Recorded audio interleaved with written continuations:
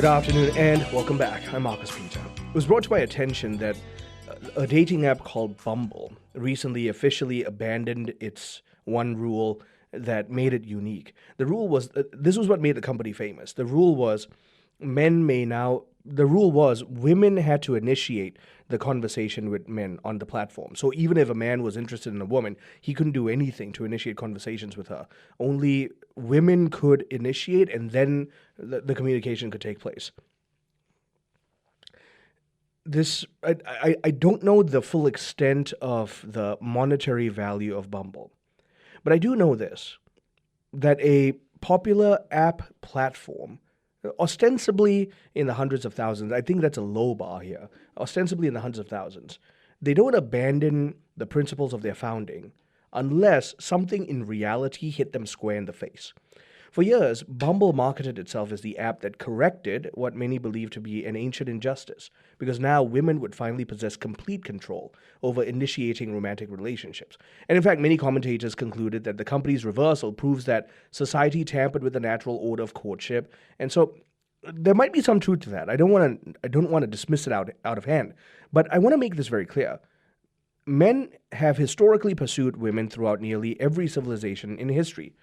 And this is true, that virtuously done, it is the right of a woman to be pursued, and to be pursued in a chivalrous manner, in a virtuous manner. In fact, virtue and chivalry in a man is a right of a woman. A woman has a right to demand that, right? But here's the thing, though. The modern dating culture right now has particular crises that need to be factored into the conversation, and I'll share this with you.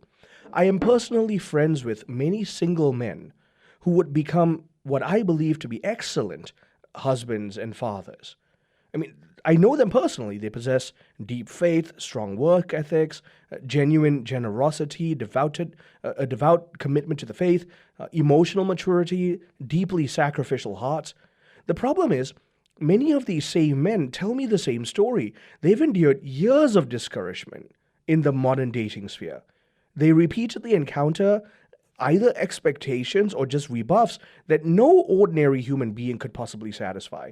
In fact, so much so that my heart breaks for them. Listen, I understand this. I'm one of the preachers who does this. I frequently challenge men to recover virtue, and rightly so, because we do have an epidemic of laziness and pornography and selfishness and perpetual adolescence amongst the global male populace. And this has devastated countless young men in the past generation. But I also want to say that my bride, in her turn, chides women in the culture. And what she shares with me makes me realize I have a blind side, because I rarely call young women to the task of rising up in virtue and discernment. The reality is modern femininity has some serious distortions that very few people want to touch. Sociologists have names for some of these things. One of the words is hypergamy.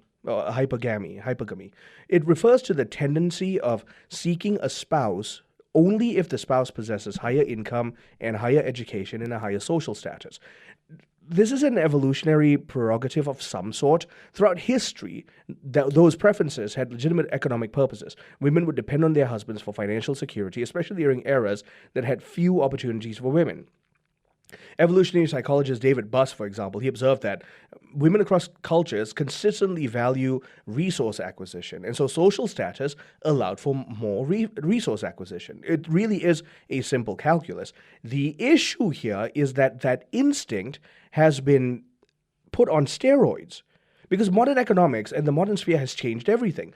Today, more women earn university degrees than men do throughout most of the developed world.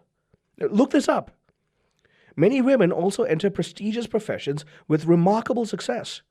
The whole issue of the wage gap between women and men, the reality is not because these are women and these are men and therefore they're being paid differently. It has to do with the level of commitment and the level of sacrifice and risk that are being taken in the work sphere. Because many women do want to leave and become mothers, and that's a wonderful thing. That's a thing to be celebrated. And I thank God that my bride got her degree, because she's one of the most brilliant women I've ever met. I enjoy having deep, substantive, substantial conversations. So she's a theologian philosopher, but she's also a literature major.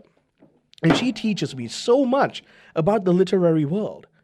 And I'm thankful for the education that she's had, because ours is a meeting of hearts in our marriage, but it's also a meeting of minds, and we enjoy that with each other.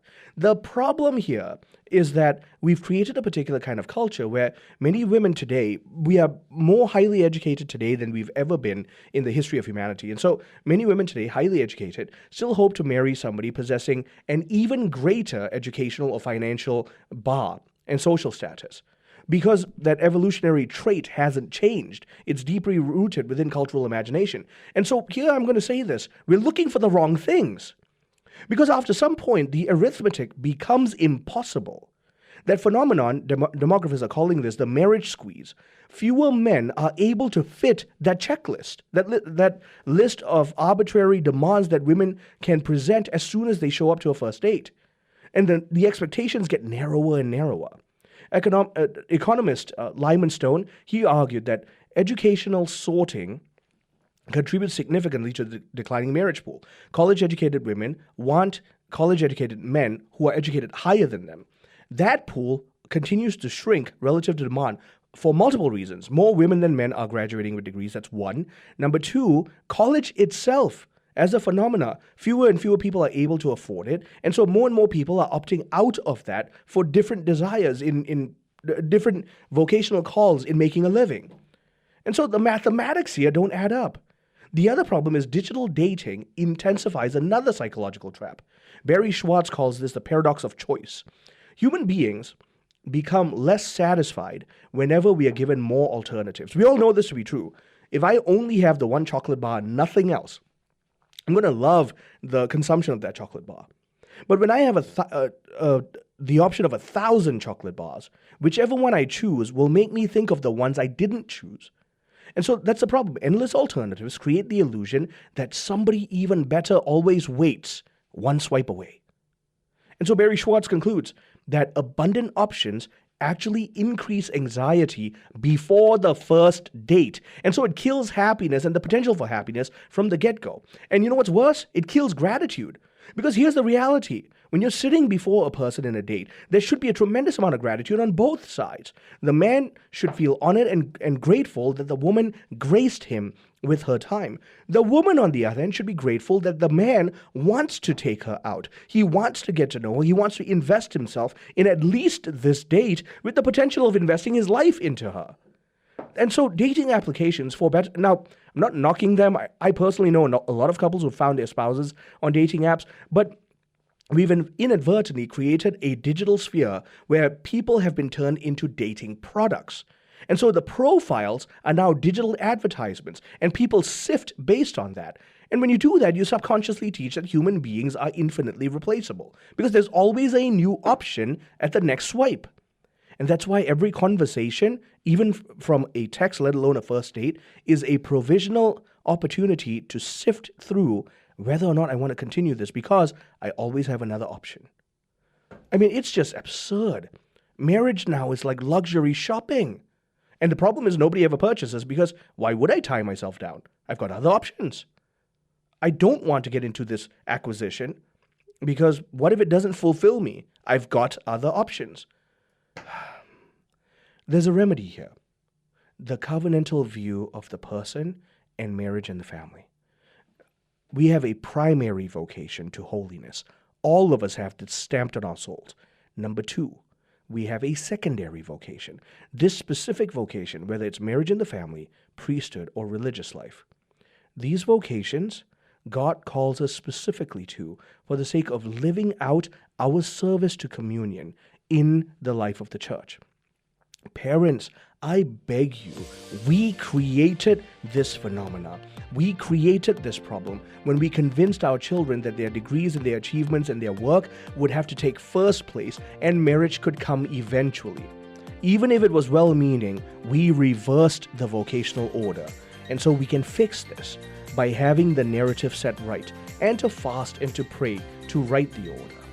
Stay tuned, I'm Marcus Peter.